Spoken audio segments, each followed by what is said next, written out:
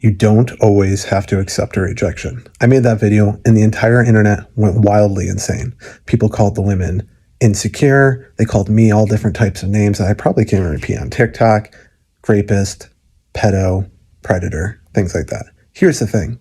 None of you asked the right questions. None of you actually paid attention. Most of you didn't even watch the video. I think only like 25% have watched the full video, and then only 1% made it to the next video, to the end of that one.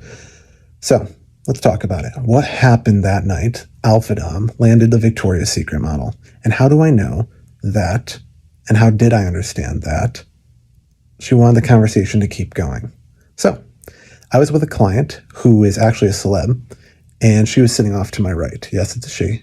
Actually, oddly enough, women are the best at adopting and adapting and using my methods much better than men for the most part. But there are a few men that work with me and actually grow.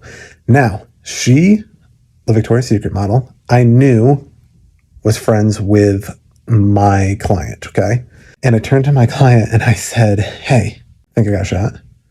And she looked at me and then looked at the Victoria's Secret model and goes, I don't know.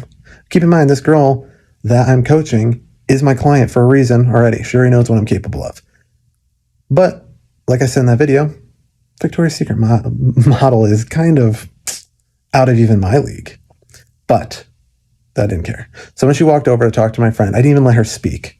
When she went to go talk to her, I looked at her and said, you're cute. Wonder what you're made of. Now, this is what happened. Now, a lot of people didn't ask this question. A lot of people should ask questions. How do you know she was kinky?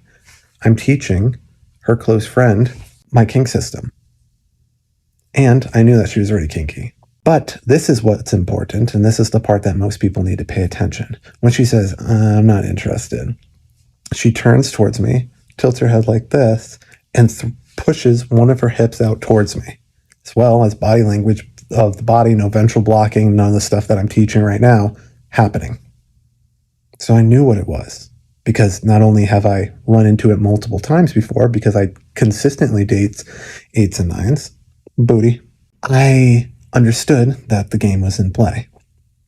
And because like I said, I already knew about the kink, that's why I said. Now here's the interesting part if you made it this far in the video. A lot of people saw the way I said that and thought that I was being the creepy, clingy person. If they had any idea, if you go outside of TikTok, most people understand this, like most people actually good at dating both men and women, understand by my vocal tone, I wasn't being needy, clingy. I was mocking the fact that most men would do that to her. And she picked up on that very quickly.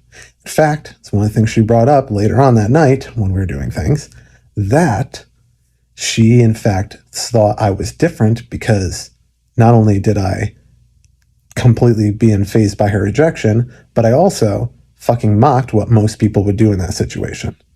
But all of the internet, and don't get me wrong, there were no really good, smart, hot people or people that date in the caliber that I'm talking about getting mad about it.